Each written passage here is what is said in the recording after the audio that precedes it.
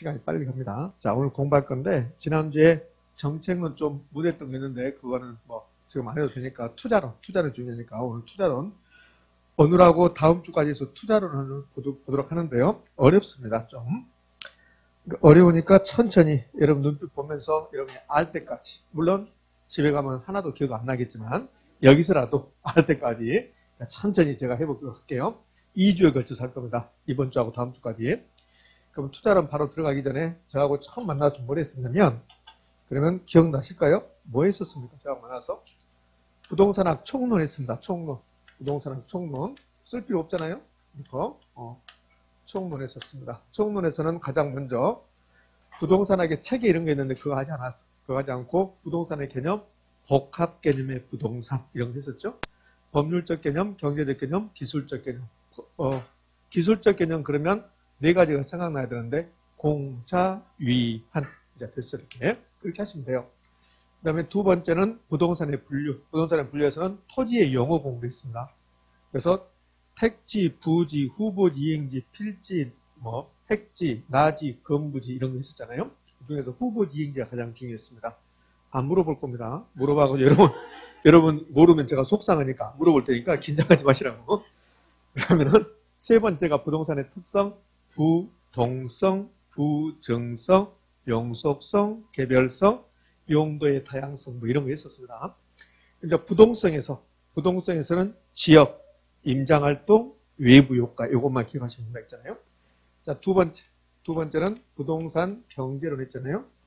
부동산 경제론 가장 중요합니다. 그러니까 부동산학에서 가장 밑바탕이 되는 거 경제론 두 개의 파트로 나눠져요. 수요 공급 이론하고 경기 변동이 이렇게 있습니다. 그러니까 수요 공급하고 경기 변동이 있는데 이제 수요 공급이 중요하죠. 수요 공급 이론에서 이 수요 공급 이론은 가격 이론이라고 해서 가격 이론. 이 말은 수요 공급 만나서 가격 결정된다고 그랬습니다. 그럼 수요 공급 이론에서는 몇 개를 배웠냐면 네 가지를 배웠습니다. 어떻게 네 가지를 배웠냐면 첫 번째 수요 배웠어요. 수요에서 6가지. 첫 번째 개념 구입하고자 하는 욕구, 사전적 개념, 구입한 그러면 X, 그 다음에 유량, 저량 구별하는 거, 생산, 신규, 거래, 변동, 유량, 수입, 지출, 수지, 유량, 기존, 중고, 재고, 인구, 가치, 재산, 자산, 부채 이런 것을 저량.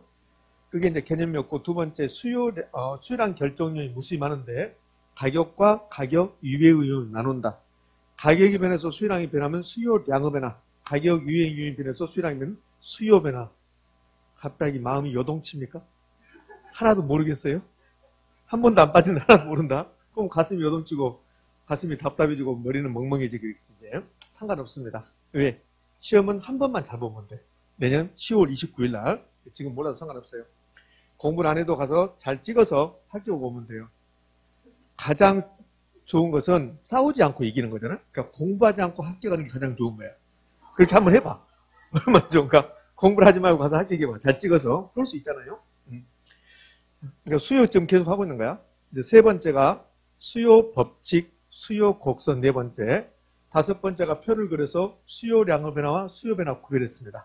수요량의 변화가 일어나면 그러면 수요 곡선 상의 점의 이동. 수요 변화는 두 가지. 수요 증가, 수요 감소. 수요 증가, 수요 곡선 우측 이동. 수요 감소, 수요 곡선 좌측 이동. 공급도 똑같습니다. 그거 했고 이제 여섯 번째가 수요에서 가장 중요한 게 여섯 번째가 수요 변화 요인. 첫 번째 소득 있잖아요. 소득이 나오면 정상결등제. 두 번째 대체재 가격이 올라가면 해당계 수요 증가. 대체재 가격 움직임과 해당계 수요가 같은 방에 간다는 거. 보완제는 반대로 간다는 거. 이렇게 했었습니다. 그럼 수요 끝나고 나면 이제 공급도 똑같은 패턴을 했잖아요. 그럼 수요 공급이 끝나고 나면 수요 공급 만나서 시장에서 둘이가 같을 때 균형 상태에 있다. 시장의 균형. 이 균형 상태에서 가격과 거래량이 결정된다. 균형 가격, 균형 거래량.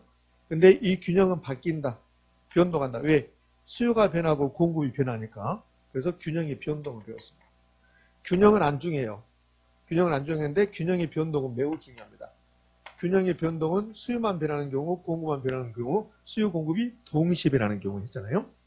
수요 증가, 공급 증가, 수요 증가, 공급 감소 이런 거 했었을 겁니다.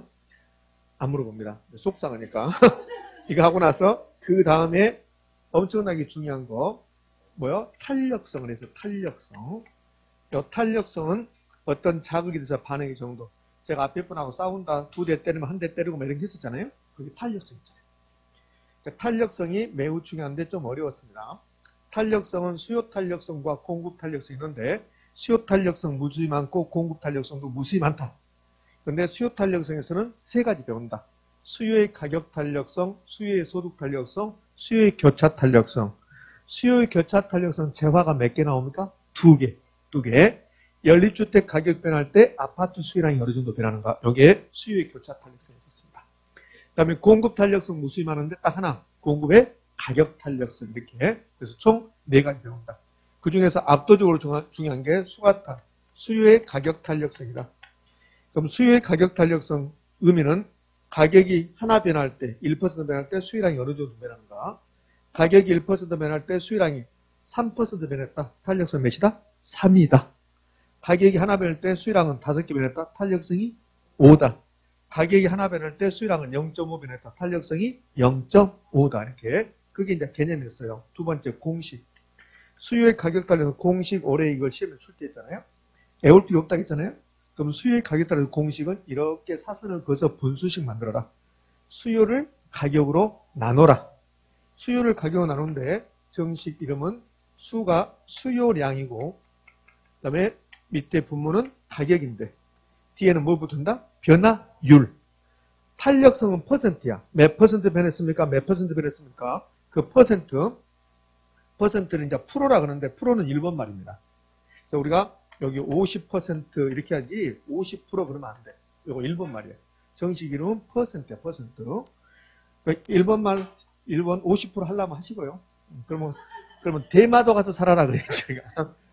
아니 우리말도 없는데 이제 미국말 그대로 해줘야지. 50% 그게 적정이에요. 50%는 일본 말이고. 그러니까 탄력성 변화율이요. 수요량 변화율, 가격 변화율. 이게 수요 가격 탄력성.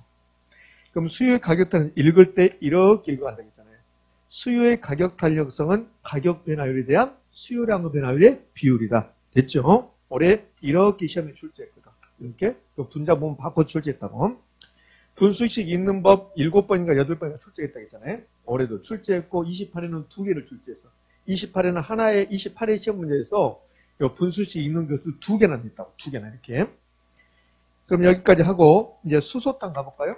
수소탄은 수요의 소득 탄력성인데 소득이 1변할 때 수요량이 어느 정도 변하는가? 수요의 소득 탄력성 공식은 이렇게.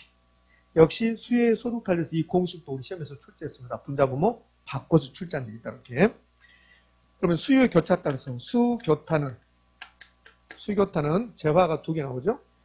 X제 가격 변할 때 Y제 수요량이 변하는 정도. 연립주택 가격 변할 때 아파트 수요량이 변하는 정도. 재화가 2개 나오잖아요. 그게 수요의 교차 탄력성. 개념 끝났으면 공식은 수요의 교차 탄력성 공식은 수요의 가격 탄력성처럼 해라. 그럼 수요의 가격 탄력성처럼 하니까 수요량 변화율, 가격 변화율인데 요 수요량 앞에 있는 재화와 가격 앞에 있는 재화가 같은 재화, 다른 재화? 다른 재화예요. 그럼 가격 앞에 있는 재화가 X제면 수요량 앞에 있는 재화는 Y제. X제 가격이 1% 변할 때 Y제 수량이 몇 퍼센트 변하는가? 그걸 수요의 교차 탄력성 이렇게 부른다. 됐습니까? 이렇게. 어디 졸리신가 보다. 그럼 안 졸리게 해드려야지. 한 명씩 질문해야지 이제. 그럼 안 졸리겠지. 28번. 오늘이 7일이죠? 오늘 7일입니다. 오늘이 7일이죠? 7번 긴장하겠네? 8번. 이렇게. 학창시절 때 그 선생님 생각나. 오늘은 몇 번? 아니, 그지? 우리 선생님, 그 선생님께서 오늘 며칠이니?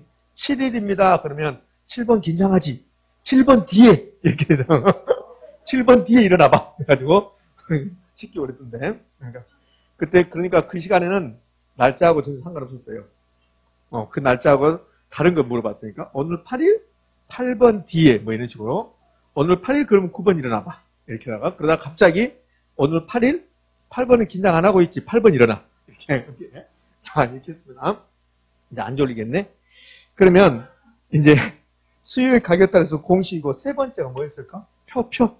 요 표 있잖아요, 표. 이런 표를 만들었잖아요. 표를 만들어서 수요의 가격 탄력성을 5개로 나눴잖아요. 수요의 가격 탄력성은 0부터 무한대 사이값을 갖는데, 근데 이제 5개 나눠서 이름 붙여줬잖아, 이름. 그럼 기준이 1이라고 했잖아요, 1. 기준이 1. 그럼 탄력성이 1이면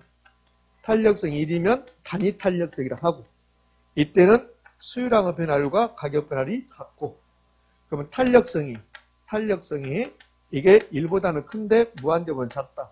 이러면 탄력적이라 하고, 이때는 탄력적이면 가격 변화가 큽니까? 양 변화가 큽니까? 양 변화가 크죠. 그러니까 수요량 변화율과 가격 변화 중에서 수요량 변화가 크고, 그러면 탄력성이 0보다는 크지만 1보다 작다. 그럼 비탄력적이라 하고, 비탄력적일 때는 B가 크다. 수요량의 변화율보다 가격 변화율이 크다. 탄력성이 0이 될 수도 있죠. 탄력성이 0입니다. 그럼 완전히 비탄력적이다. 완전 비탄력적이다. 이때는 아무리 가격이 변해도 수요량이 고정돼 버린다. 저를 생각을 했잖아요. 저는 맥주 가격이 한 병에 1,000원을 하든 100만 원 하든 1,000만 원 하든 한 달에 맥주 수량이 30병이다. 이렇게. 그럼 가격 변화와 상관없이 저희 맥주 수량이 고정돼 있다. 이런 경우를 완전 비탄력적이란다. 그것도 안 되면, 그것이 이해 안 되면 아무리 결혼 공부를 열심히 해도 결혼 점수는 언제나 65점으로 고정돼 있다. 이런 경우. 그러니까 40점으로 고정돼 있다 하면 여러분 기분 나쁘니까 65점으로 고정돼야지. 그래야 합격이 있지. 65점으로. 그게 완전 비탄력적이다. 이때는 가격 변화와 의미가 없고 수요량 변화율이 0이다. 이렇게. 그 다음에 탄력성이 무한대가 나온다. 완전 탄력적이라고 한다. 완전 탄력적일 때는 미세한 가격 변화에 대해서 가격이 0.0001% 떨어졌다. 그때 수요량이 무한대가 되는 경우다. 자, 수요 곡선은 탄력적, 완전 탄력적이다. 완전 탄력적이다. 뭐요? 수평선. 완전 비탄력적이다. 수직선. 탄력적이면 완만, 비탄력적이면 급경사 이렇게 했습니다. 여기 이제 수요 가격 탄력성에서 세 번째야. 그럼 4가지 배웠거든요. 저한테 4가지. 총 6가지 배웠는데 계산 문제 포함해서 계산 문제 안 되니까 계산 문제 빼고 5가지인데 저한테는 이제 4가지 배웠어요. 4번째가 뭐였습니까? 4번째가 물어보지 말고 네가 해라. 4번째가 뭐였냐면 수요 탄력성 결정이 용세대주는 탄력적. 용도가 다양하고 용도 되는 용이할수록 탄력적. 그런 이제 강의 노트는 용은 없어요. 그냥 세대주는 탄력적 써놨다고. 세대주는 탄력적. 근데 용을 하나 추가해서 용세대주는 탄력적. 용도가 다양할수록 탄력적. 세분할수록 탄력적. 대자에 많을수록 탄력적. 주거용이 탄력적. 됐습니까? 그거 히치고 이렇게 해서 이제 탄력성까지 이제 마무리됐습니다. 근데 경기론에서는 경기 변동이 있는데 이제 경기 변동 건너뛰고 이제 세 번째가 시장론. 부동산 시장론 배웠잖아요. 이 시장론에서는 뭘 배웠었냐면 부동산 시장론에서는 제3편 시장론에서는 총 6개 파트가 있는데 부동산 시장의 기능, 특성, 그 다음에 주택시장에서 주택 이어가 현상, 주거분리, 효율적 시장 이런 거 했었어요. 지대 입지 이런 것은 하지 않았습니다. 그 다음에 이제 네 번째가 지난주 뭐였습니까? 정책론. 부동산 정책론이죠. 그러니까 부동산 정책론은 부동산 시장이 문제점에 있어서 정부가 시장이 개입한다. 정책은 국가가 하는 거. 그럼 토지시장이 개입한다. 토지정책. 주택시장이 개입한다. 주택정책. 세금 가지고 개입한다. 조세정책. 이렇게 배웠어요. 이제. 그래서 정책론에서 이제 중요한 게 정부가 시장에 개입하는 방법은 여러 가지가 있는데 직접 개입, 간접 개입 이렇게 나눈다. 그러니까 직접 개입에는 뭐뭐가 있고 간접 개입은 뭐뭐가 있는가 이걸 매우 잘 물어본다. 직접 개입 돈 들어가면 직접 개입은 공영 들어가면 직접이다. 그래서 공영개발, 공공투자사업, 공공임대주택 공공임대보유 이런 것들, 공공비축제도 이런 것들이 직접 개입이고 공공 안 들어간 거, 토지수용, 토지은행, 토지비축, 도시개발사업, 도시재개발사업, 행복주택 이런 것들이 직접 개입이었습니다. 간접은 돈 들어가는 거, 세금, 종부세, 취득세, 부담금, 보조금, 임대료보조, 금융지원, 돈 안 들어간 것 중에서 우리 시험에 잘 나온 것, 대부비율, 총부채, 상환비율 이런 것들이 간접 개입이었습니다. 그 다음에 이제 공공재, 그 다음에 예부효과 이런 거 했었어요. 자, 여기까지 정리했던 걸 보고 그럼 여기까지 끝나고 났으면 이제 그 다음 파트로 이어지는 게 부동산 투자론이에요. 그러니까 투자론이 총 8개 편 중에서 이제 5번째 편에 있는 거라고. 투자론은 분량이 많고 투자론이 8개 편 중에서 가장 시험을 많이 출제하는 편입니다. 투자론은 7개 내지 8문제를 출제해요. 우리가 첫 번째 배웠던 총론은 많이 나오면 4문제야. 그 투자론은 많이 나오면 8문제야. 2배 나온다. 2배. 그러니까 투자론을 2주에 걸쳐서 할 건데 좀 어렵습니다. 여러분의 생각을 좀 버려요. 여러분의 생각을 버리고 아 맞다 저렇게 되구나 이렇게 하셔야지 저거 아닌 것 같은데 그러면 곤란해져요. 이렇게. 자 가봅시다. 투자론 책은 그냥 두시고 예 필기 노트를 펴놓고 이제 따라오시는데 필기 노트는 없으면 어쩔 수 없는 거고. 자 가봅시다. 부동산 투자론의 목차입니다. 그 다음에 이제 강의 순서는 이렇게 색깔 다른 거 노란색 요거 오늘 하고 여기 이제 3개는 다음 주에 할 겁니다. 여기 총 6개 파트인데 오늘 한 게 좀 추상적이에요. 오늘 하는 게 다음 주 하는 것은 좀 구체적인데 추상적인 게 사실은 어렵거든요. 구체적인 것은 좀 쉽고 근데 여러분들 요거 6개 파트 중에서 다 어려워요. 추상적인 구체적인 여러분 다 어렵게 생각합니다. 그러니까 부동산 투자는 이렇게 6개 파트인데 어디가 중요하다 중요하지 않다 없어요. 다 시험에 출제된다. 그럼 투자의 개념, 지렛대효과 여기서 한 문제, 위험 한 문제, 수익률 한 문제, 포트폴리오 다 한 문제씩, 그러면 2문제씩 출제한다. 그래서 7개는 8개니까 7개 출제된다면 다 하나씩 출제되는데 이 투자 분석 기법에서 분량이 많아요. 그래서 2문제 정도 출제할 수 있고 전부 다 계산 문제 들어가거든요. 지렛대효과 계산 문제 포함되어 있습니다. 여기 수익률도 계산 문제 포함되어 있고 포트폴리오, 시간가치, 화폐시장가치, 현금흐름, 투자 분석 기법 전부 다 계산 문제가 군대 문제 포함되어 있다는 거. 그래서 7개가 출제되면 최소 2문제가 계산 문제라는 거. 좀 긴장할 필요 없습니다. 얼마 전에 합격자 모임, 토요일에 합격자 모임 했는데 아주 자랑하듯이 합격해서 저한테 와서 그런 거야. 교수님, 계산 문제 나 하나도 하지 않고 75점 맞았습니다. 이렇게 하는 거야. 계산 문제 하지 않아도 하나도 않고 75점. 찍어서 몇 개 맞았는데 2개 맞았어요. 하나 맞았어요. 그래도 75점이라는 거야. 그러니까 계산 문제를 하지 않아도 충분히 우리는 65점 이상 맞출 수 있으니까 너무 계산 문제에 신경 쓰지 마라. 또 어느 분이 그래. 아니 시험장 가는데 왜 계산기를 가져가야 되냐고. 그렇지. 원래 계산기 가져가도 되거든요. 결혼 계산 문제 하려면. 근데 그분들은 계산기가 필요가 없잖아. 어차피 안 할 거니까. 그분의 말 계산기는 중개사법에서 필요하지 결혼해서는 필요가 없다는 소리예요. 어차피 결혼해서 못 푸니까. 예. 그러니까 풀 수 있는 것도 있고 풀 수 없는 것도 있는데 제가 하는 말은 계산 문제는 크게 신경 쓰지 않아도 된다. 나중에 다 하게 돼요. 8문제가 계산 문제 출제되면 그 중에서 충분히 4문제는 맞출 수 있다고. 그러니까 한국 계산 문제 때문에 그런 말 하지 말고 이론이나 잘 하시면 되니까. 자, 이제 가봅시다. 투자의 개념부터. 여기 이제 이렇게 되는데 나중에 뭐 이거 다 알게 되어 보면 아, 저렇게 가구나 이렇게. 자, 개념부터 갑니다. 투자의 개념은요. 자, 우리 책 페이지는 필 필요 없어요. 그래서 제가 안 써봤어요. 일부러. 안 쓰고 필기 노트는 66쪽인데 자, 그럼 투자의 개념. 여기에서 지금 이 화면에서 시험에 나올 것은 하나도 없습니다. 근데 이걸 알아야만이 이제 투자 이론을 전개해 나가는 거라고. 투자의 개념이고요. 전부 다 투자의 개념이라고 보시면 되게. 그러면 투자의 개념이 이제 1번 개념이 학문적 용어의 개념인데, 자, 이런 뜻이에요. 자, 10억이라는 돈이 있습니다. 요 10억이라는 돈이 있는데, 요 10억이라는 돈을 지금 먹고 마시고 쓴다. 10억이라는 돈을 내가 지금 먹고 마시고 쓴다. 지금은 확실한 겁니다. 지금은 현재라고 해. 지금 내가 먹고 마시고 써버린다. 그러면 이 돈을 먹고 마시고 써버리면 여기가 부동산이 있는데 이 부동산에 돈을 투입할 수가 없어요. 부동산 투자는 이 10억을 이 부동산에 투입하겠다. 그게 부동산 투자거든. 그러면 이 10억을 지금 먹고 마시고 써버렸다. 그러면 이 부동산에 돈을 투입할 수 없겠죠. 지금 이해됩니까? 그러면 이 10억을 지금 먹고 마시고 쓴다 이렇게 해요. 현재 확실한 소비야 이게. 먹고 마시고 써버린다. 그러면 부동산에 돈을 투입할 수 없어요. 그래서 현재 확실한 소비를 희생하겠다. 하지 않겠다는 소리야. 하지 않고 꾹 참고 그 10억을 부동산에 투입하겠습니다. 여기다 넣겠습니다. 이게 부동산 투자야. 근데 뭐 하려고? 돈 벌려고. 돈 벌려고 수익을 얻기 위해서. 그런데 수익은 부동산에 투자하면 수익이 바로 나옵니까? 미래에 나옵니까? 미래에 나와. 이 부동산을 지금 샀습니다. 지금 투자했습니다.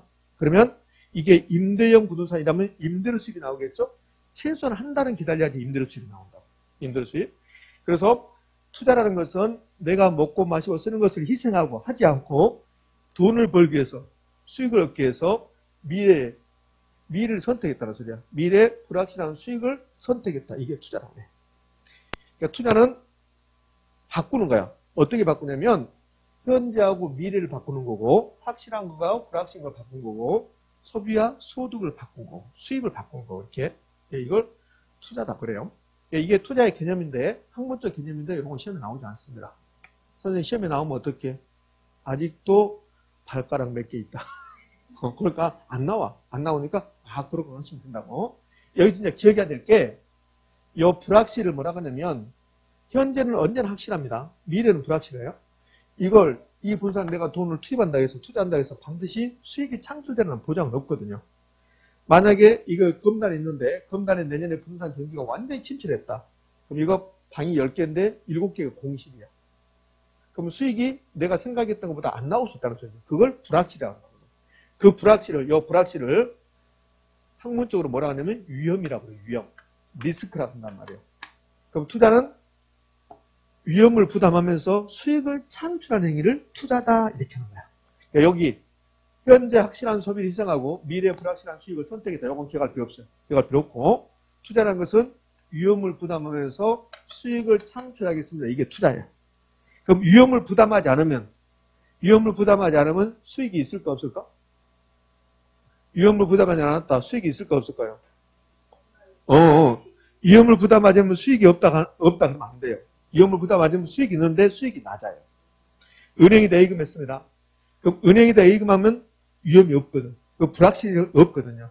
그래도 수익은 나오잖아. 이자 수익은 높아나죠? 낮잖아요. 그러니까 위험을 부담하지 않으면 수익이 없다 그러면 틀려요. 위험을 부담하지 않으면 아주 낮은 수익만 얻을 수 있습니다. 이렇게 된다고. 그럼 내가 위험을 많이 부담하면 그러면 거기에 대한 대가가 많이 나오는 거야. 위험이 높을수록 수익이 높아지는 거라고. 그럼 위험과 수익은 무슨 관계 있습니까? 비례 관계 있는 거야. 비례. 그럼 위험이 낮아지면 수익도 낮아지는 거라고. 이렇게. 그래서 위험과 수익은 같은 방향으로 비례 관계가 있다. 요게 우리 시험에서 이제 여러 번 나와요. 이렇게 나온다. 최근에도 뭐라고 나왔냐면 일반적으로 위험과 수익은 비례 관계에 있다. 이거 다 기억하는 거예요. 자, 이제 투자의 개념 됐고, 이번에서는 투자와 투기를 비교할 건데, 이제 여기에 시험에 나오는 게 아니에요. 시험에 나오는 게 아니고, 이런 거 알아야만이 투자 이론을 이제 이해할 때 좀 도움이 된단 말이에요. 그럼 투자와 투기는 어떻게 다르냐면, 다 똑같은데 이것만 달라요. 여기 운영 있냐 없냐 이것만 달라요. 그러면 투자는 뭐가 투자냐면, 이게 임대용 분산인데, 이 임대용 분산을 내가 취득을 해, 샀습니다. 사서 3년 동안 가지고 있어요. 이걸 보유한다고 그래요. 보유. 3년 동안. 그러면 3년 동안 가지고 있으면서 이게 임대용 분사니까 임대 영업을 하는 거예요. 임대 영업을 하는데 그것을 운영한다고 그래요. 운영한다. 이게 영업하는 거예요. 영업. 임대 영업. 그리고 나서 3년 후에 파는 거야. 처분. 이걸 투자라고 그래. 그러니까 투기는 뭐가 투기냐면 취득을 해요. 그러니까 투자와 투기는 취득한 거 똑같아요. 취득하고 내가 3년 동안 가지고 있어요. 또는 1년을 가지고 있을 수도 있고, 가지고 있는데 운영하지 않고 영업하지 않고 방치해. 그러니까 운영하지 않는단 말이에요. 운영하지 않고 그다음에 시세 차익이 나면 10억에 샀는데 2년 후에 1년 후에 15억이 되면 팔아버려요. 운영하지 않고 바로 처분을 하는 거야. 처분. 그러니까 취득, 보유, 처분 똑같이 있는데 투자와 투기는. 근데 운영하면 투기자라 하고 운영하지 않으면 투기다 이렇게 부르는 거예요. 이렇게. 의미하셨죠? 그럼 투기는 취득해서 바로 처분으로 하는 거야. 운영 없이. 이걸 투기다 그래요. 안 나와. 안 나오는데 열을 내고 수업에 이걸 알아야 돼. 투자를 알아야만이 그 다음에 이어지는 거야. 자, 투자 분석 이런 말을 엄청 많이 쓰거든요. 그러니까 투자 분석이란 말이 도대체 무슨 말이냐? 투자 분석은 투자할까 말까를 결정하는 거야. 투자 여부를 결정하는 거야. 그걸 투자 분석한다 그래. 이 부동산 투자 분석한다. 그러면 투자할까 말까 고민하는 거, 이걸 투자 분석이라고 한다고. 자, 잠시요. 요 투자론의 대전제는 이 부동산 샀을까 안 샀을까? 안 산 거야. 투자론은 이걸 살까 말까 고민하는 거, 그게 투자론이야. 그러니까 투자론은 마지막에 투자 가치가 있으니까 투자합시다. 아니면 투자 가치가 없으니까 투자하지 맙시다. 여기까지가 투자론이야. 투자한 다음에는 투자론이 아니라고. 그럼 투자로는 투자하기 위해서 모든 걸 예상해 보는 거예요. 예상. 갑자기 30억이 생겼습니다. 오늘 제가 새벽녘에 잠깐 꿈을 꿨는데, 근데 생각이 안 나. 그 꿈이. 그러면 별로 좋은 꿈이 아니거나, 뭐 이렇게 크게 나한테 도움이 되는 꿈은 아니더라고. 그러니까. 근데 아침에 꿈을 꿨는데, 근데 꿈이 이제 그 꿈이 이거였구나 내가 느꼈어요. 오늘 아침에 이렇게 인도를 걸어오는데, 연세가 좀 드신 할머니가 자전거를 타고 가시더라고. 바로 옆에가 자전거 도로가 있는데, 타고 가다가 저하고 몇 번 이렇게. 제가 이렇게 하려면 그분도 이렇게 오고, 이렇게 하려면 이렇게. 그런 거 많이 있잖아요. 이렇게. 그렇게 했어요. 그래서 이렇게 움직이고. 아니, 그냥 가면 내가 움직이고 가만히 가볼 텐데 계속 따라오시더라고. 그러다가 그분이 넘어질 것 같았어. 이렇게 하다가. 그래서 내가 잡아드렸는데, 그래서 내가, 아니, 할머니, 여기는 인도예요, 인도. 아, 인도 저거 타고 가지, 왜 이렇게 타고 가지, 이렇게 불편하게 했어요. 그랬더니, 내 맘대로인데 왜 그래? 그러더라고. 거시기 하더구만. 그래도 말할 수는 없잖아요. 그거에서 그거, 꿈이 그거 같더라고, 이렇게. 자, 갑시다, 이제. 아무 상관없어, 최소한 수업하고는. 상관없으니까. 여러분, 좋은 사람이 있어서 제가 갑자기 또 꿈 이야기 한 거야. 그런 이야기 하면은 수업하고 전혀 상관없고, 그것은 아주 길을 쓰고 들으려고 한다. 번쩍번쩍하고, 그렇지? 자, 그러면 투자 분석합니다. 투자 여부를 결정합니다. 그러니까 다 예상해보는 거예요, 예상. 다 투자에서는 다 예상하는 거니까, 이제 갑자기 이제 30억이 생겼다고 한번 생각해봐. 30억이. 그럼 30억이 생기면, 여러분들 이제 생각하겠지. 30억이 생기면, 만약에 로또 맞은 30억이 생겼다. 그럼 주변 사람이 알릴까 말리지 않을까? 그것부터 안 알리지. 그것부터 고민한단 말이야. 그럼 이제 안 알린다. 그래서 30억이 생겨서 이거 어디다 투자할 것인가? 그거 생각하겠죠. 그러면 10억은 그냥 현금으로 두고 20억 가지고 토지 살까? 아니면 임대용 부동 살까? 이거 고민한다고. 그럼 토지 아니라 현금이 나오는, 월세가 나오는, 임대료 수입이 나오는 임대용 부동산을 사겠다라고 마음먹었는데, 그럼 가서 사는 게 아니라 투지단을 따서 보는 거야. 요거 내가 샀을 때 20억이 나간다. 그러면 20억이 나가면 임대료 수입은 얼마일 것이며, 그다음에 세금은 얼마 낼 것이고, 이거 따져보잖아요. 그게 투자야. 그러니까 전부 다 여러분 투자해본 거라고. 그런 생각 안 해본 사람 있습니까? 그런 꿈도 없이 살아요? 그런 꿈이라도 꾸고 살아야지. 그치? 거기에 투자라니까요? 그럼 투자했습니까? 안 했습니까? 안 한 거라고. 투자하지 않고 내가 돈이 생기면 투자한다면, 그러면 이 분산에 투자하면 수입과 지출이 어떻게 될 것인가? 그거 따져봅니다. 거기에 투자라네요. 자, 그럼 봅시다. 투자 분석한단 말은 아까 지금 30억이 생겨서 이거 살까 말까 하는 게 투자 분석하는 거예요. 그러면 투자 여부를 결정하는 거예요. 그럼 어떨 때 투자하냐면 돈 되면 투자하는 거예요. 돈 되면. 내 돈 20억이 나가는데 여기에 내가 5년 동안 가지고 있으면 임대료 수입이 나오고 5년에 이 지역의 부동산 가격이 올라가서 25억에 팔 것 같다. 그 분명히 돈 될 것 같다. 그럼 투자하는 거예요. 거기에 투자를 끝이야. 그러면 투자 분석은 투자 여부를 결정하는 건데 이 분산 내가 투자한다면 내 돈 나가는 게 있고 들어온 돈이 있을 것이다. 나가는 돈이 지출이야. 근데 지금 투자했습니까? 안 했습니까? 안 했죠. 그래서 예상합니다. 예상되는 현금 지출이 있을 것이다. 그럼 지출이 있으면 수입이 있겠죠. 투자하지 않았으니까 투자한다면 임대료 수입은 얼마일 것이다. 그게 예상되는 현금 수입이라고. 그러니까 투자 분석은 결국 투자 대상 부동산, 여기에 투자 대상 부동산을 한다고. 투자 대상 부동산부터 예상되는 현금 수입과 현금 지출을 비교하겠습니다. 그게 투자라는 거예요. 근데 이제 예상은 앞으로 다 생략하는 거예요. 투자는 전부 다 예상이니까 생략해보는 거예요. 그럼 결국 투자 분석은 수익과 지출을 비교하는 거야. 현금 수익과 지출을 비교하는 거죠. 그럼 총 8글자잖아요. 요거 4글자, 4자. 요걸 4자로 줄이게, 4자를.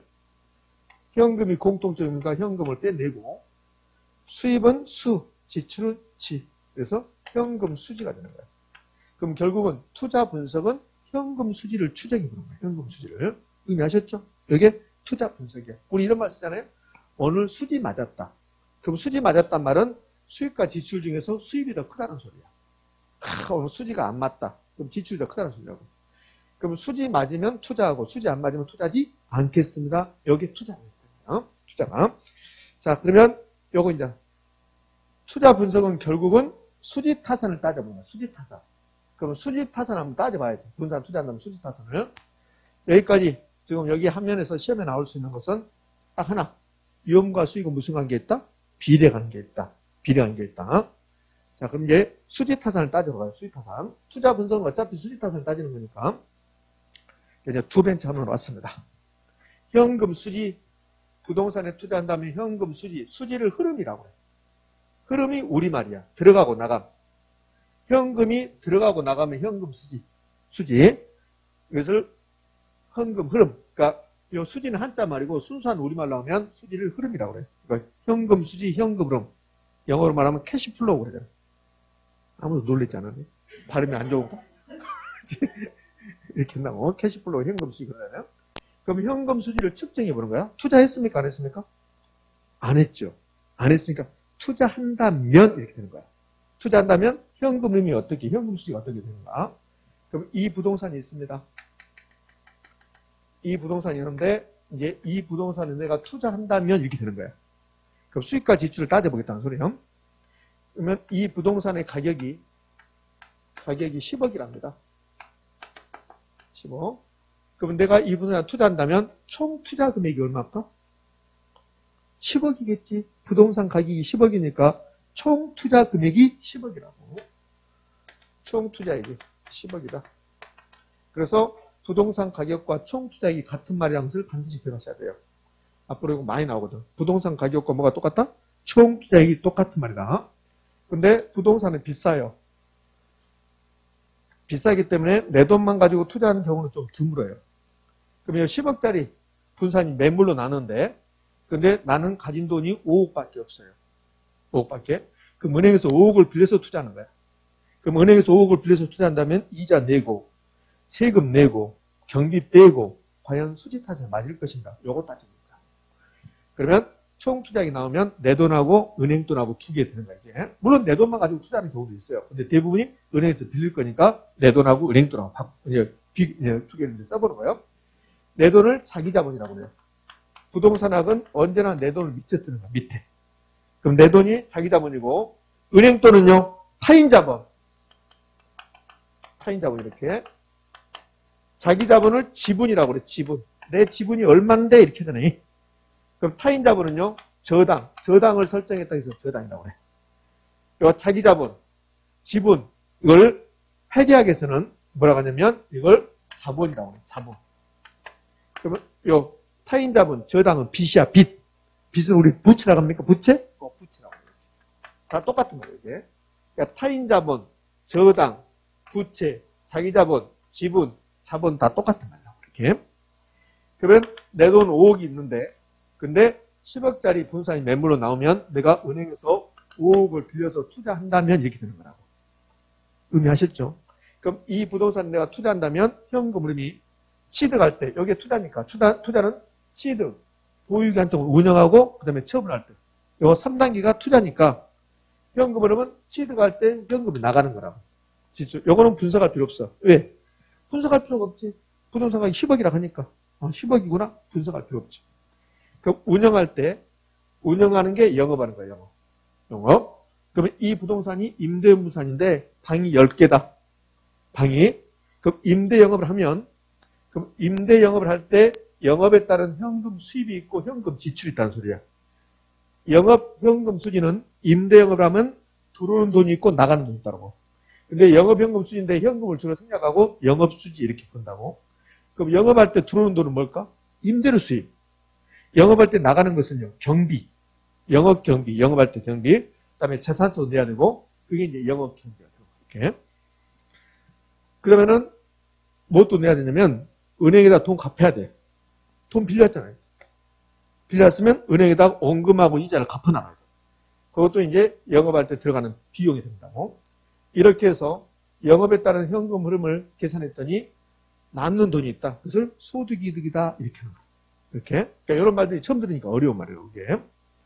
그럼 이제 운영할 때만 현금흐름이 발생하는가? 처분할 때도 현금흐름이 발생한다고. 처분할 때도. 그러면 이 부동산을 내가 산다면 그러면 10억에 사. 10억에. 여기 10억이 사겠죠? 그럼 3년에 팔면 10년에 팔 때 현금이 들어오는 게 있고 나가는 게 있다고. 그럼 팔 때 현금 들어오는 것은 15억에 팔았으니까 15억이 들어오겠죠. 한 돈 들어오겠죠? 그럼 팔 때 지출. 이 부동산 팔 때 지출 한번 말해봐요. 요거 팔 때 지출이 뭐가 있을까?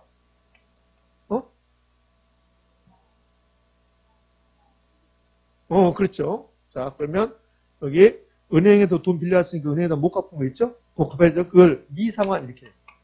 미상환 저당 잔금 이렇게 불러요. 이렇게. 자, 또 뭐가 있을까요? 또? 세금.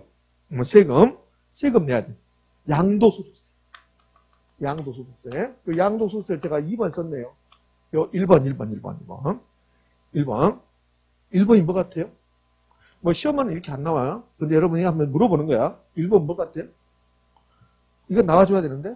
중개수수료. 중개수수료가 나와야지. 그렇지, 제일 중요해. 여러분이 가장 중요한 거야. 시험 그래서 안 나오는 거야, 시험은. 시험은 안 나오는데 여러분이 가장 중요하니까 물어보는 거야. 팔 때 이런 거 나가겠잖아요. 그렇죠?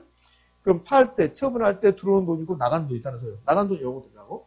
그러면 여기 영업할 때 지출은 영업 경비가 있고, 영업 경비 지출은 아니잖아요. 그 다음에 영업할 때 세금 내야 돼. 팔 때는 양도소득세고, 영업할 때는 영업소득세고, 이런 것들이 나가겠지, 이게. 그 다음에 얘는 은행에서 아직 못 갚은 돈을 일시에 갚아야 되고, 여기서는 매월 원금하고 이자를 갚아야 되고, 이런 것들이 나가는 거라고. 그거 따져보는 거야, 따져. 그렇지? 그래서 이 처분할 때 처분 수익에 따른 수입을 자본이득이다 이렇게 해요.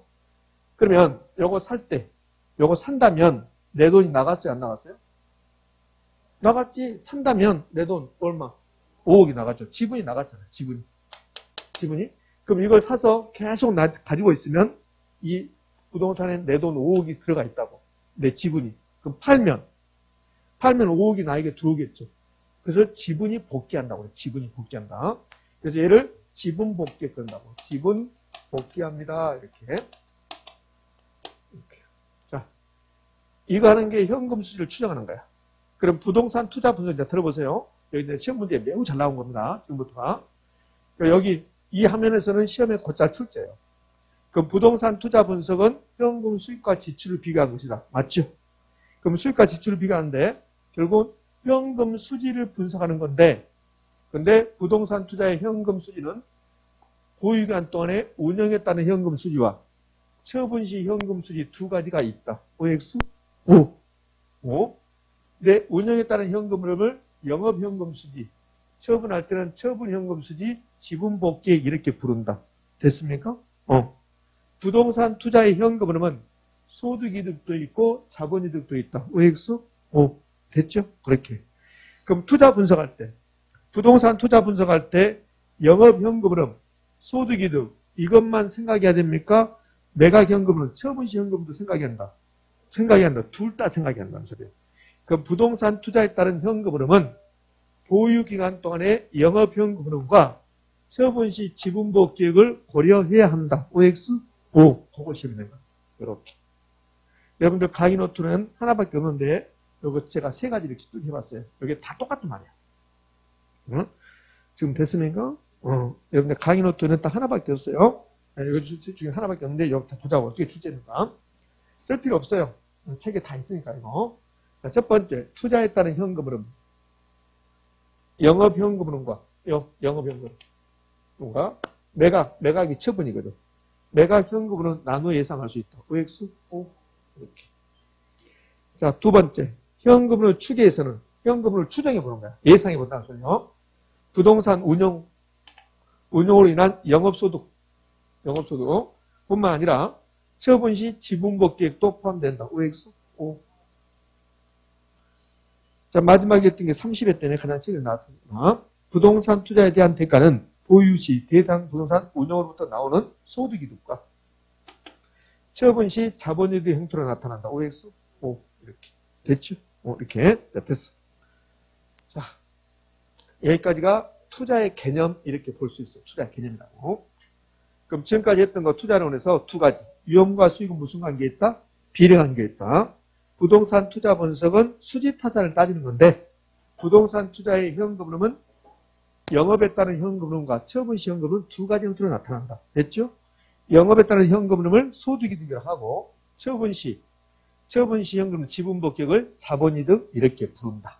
됐죠? 요것만 여기 이제 새로운 말 나왔으니까 저렇게 부르구나 이렇게 운영에 따른, 영업에 따른 현금흐름을 소득이득, 처분 시 현금흐름, 매각, 처분하고 매각은 똑같죠? 현금흐름을 자본이득이라고 합니다. 그럼 부동산 투자에 따른 현금흐름은 보유기간 동안의 현금흐름과 처분 시 현금흐름 두 가지 형태로 나타난다. 오. 소득이득과 자본이득 형태로 나타난다. 오. 됐지요? 이제 투자의 개념이 이제 끝났어요. 개념 끝나면 이제 지렛대효과 이렇게 나오는데 우리 책에 있지만 제가 이 화면에 없는 것 중에서 하나를 언급해 볼 건데요. 그러면 부동산 투자의 장점이 있고 단점이 있어요. 장점이 있고 단점이 있는데 이 장점 중에 하나가 여기에 지금 장점이에요. 장점이라고. 은행에다 예금을 하면 여기에 지금 시세 차익이에요. 여러분들. 10억에 샀어요. 살 때. 10억에 샀는데 팔 때 15억에 판다면 여기 5억의 시세 차익이 나온다. 시세 차익이. 은행에다 예금한다고 봐요. 그럼 은행에다 예금합니다. 10억을 예금했어요. 3년 후에 가서 찾든 5년 후에 가서 찾든 원금 그대로 10억이에요. 원금. 이해됩니까? 자, 이 10억을 은행에다 예금한다고 봐요. 그럼 은행에다 예금하면 무슨 수입이 있어요? 이자 수입. 이자 수입이 그게 이거야, 이거. 요거. 그럼 은행에다 예금하면 시세 차익이라는 게 있어요, 없어요? 없어요. 은행에다 예금했습니다. 10억을. 근데 은행에서 1년에 이자를 1억 준대요. 그럼 1억 이자 계속 받으면 100년이 지나도 원금은 10억 그대로 있는 거야. 근데 부동산에 투자한다면 이 부동산에서 영업을 통해서 1억씩 벌어. 은행 이자 목으로. 은행 이자하고 똑같게. 근데 부동산 가격이 15억으로 올라가. 그럼 5억도 버는 거라고. 그러면 은행에다 투자한다면 돈 하나밖에 못 벌어. 이자만. 근데 부동산 투자한다면 돈을 두 가지로 버는 거야. 영업에서 벌고 시세 차익 발생하고. 의미하셨죠? 그럼 부동산에 투자한다면 은행에 투자하는 것보다 돈을 두 개를 벌 수 있는 거지. 그게 장점이야.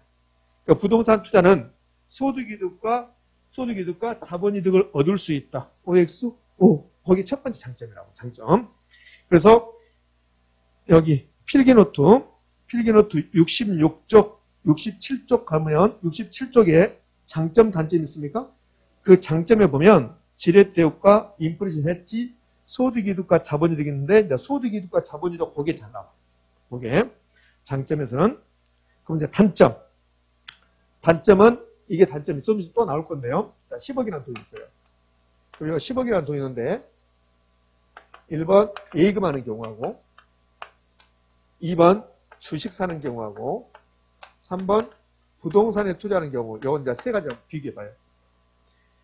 이 세 가지를 비교했을 때 이 10억이라는 돈을 예금, 주식, 부동산 샀습니다. 그럼 현금으로 빨리 바꾸고 싶어. 이거 현금으로. 이걸 환금성이라고 해요. 환금성. 환금성은 현금으로 바꾸는 성질이야. 그럼 이 세 개 중에서 환금성이 가장 높은 건 뭘까? 예금. 예금은 바로 현금이라고. 환금성. 그러면 이 환금성이 가장 높은 건 예금이고 이 세 개 중에서 환금성이 현금을 바꾸는 성질이 가장 낮은 건 뭐예요? 부동산. 물론 부동산이 바로 팔릴 수는 있어요.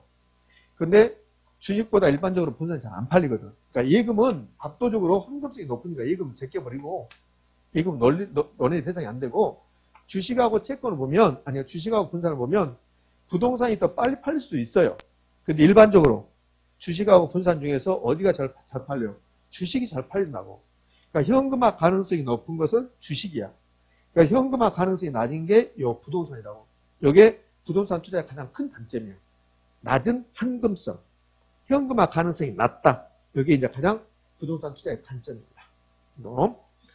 요 현금화 가능성, 환금성. 이게 이제 현금화 가능성인데, 현금화 가능성. 그러면 현금화 가능성이 높으면 환금성이 높은 거라고. 이걸 또 유동성이라고 해요. 유동성.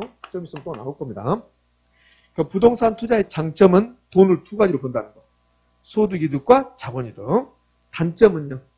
단점은 낮은 환금성. 이렇게 했어요. 자, 이제 66조 하단부로 가봐요. 66조 하단부로 보면 이렇게 나와요. 5번. 부동산 투자의 구매력 보호 효과. 인플레이션 했지 그랬는데, 그럼 이제 인플레이션이 뭔가를 보자고. 인플레이션이 뭐가 인플레이션 같아요? 인플레이션? 그렇죠.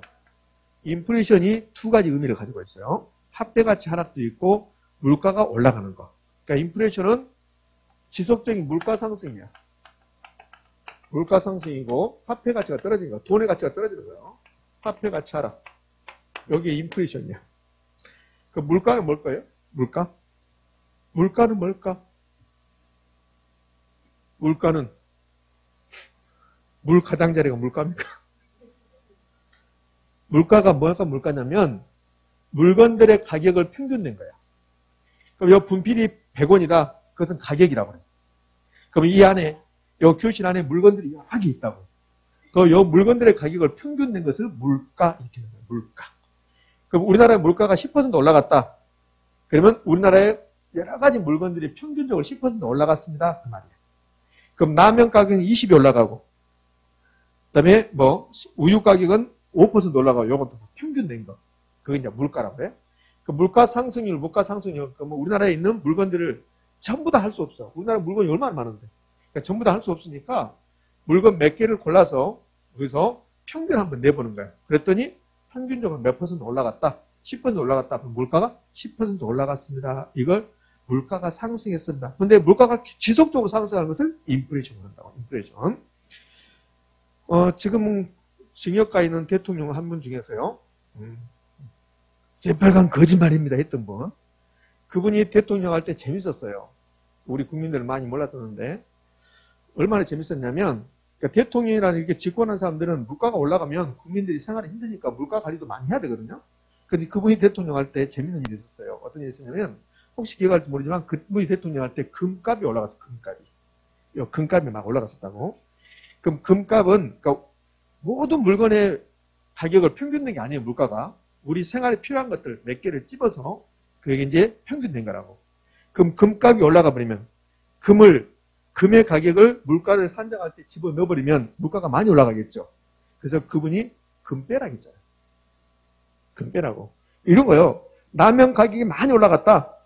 그럼 라면을 물가 산정할 때 넣어버리면 물가가 많이 올라가는 거고 빼버리면 물가가 안 올라간다고. 그러니까 그분이 금 빼버려. 그럼 금 빼버리니까 물가가 많이 안 올라간 것처럼 느껴진다고. 이렇게 했던 적도 있어요. 그래서 그 유명한 그게 MB 물가였어요. MB 물가. 어이가 없죠. 우리 국민은 압니까? 모르죠. 그럼 언론은 못 하는 거야. 언론은 말해야 되거든. 이거 말도 안 된다고. 그래서 물가가 안 올라간 것처럼 착시 효과를 나타내게 했잖아요. 더 가면 이상해지니까 이제 그만합시다. 인플레이션이 지속적인 물가 상승, 물가가 올라갔다. 그 물가가 올라갔다. 물건의 가격이 올라갔다. 그럼 화폐 가치가 떨어진 거라고. 요 인플레이션을 남자들보다 여자들이 더 잘 알아요. 여성분들이. 근데 실제로 수업을 하면 여성분들이 더 힘들어해요. 왜냐면 요 인플레이션이 가장 적절한 말이 이 말이야. 10,000원 가지고 가봐야 쓸 게 없다. 그게 인플레이션이야. 그러니까 10,000원 가지고 가서 예전에는 고등어 10마리 샀는데 지금은 10,000원 가지고 고등어 2마리밖에 못 사는 거야.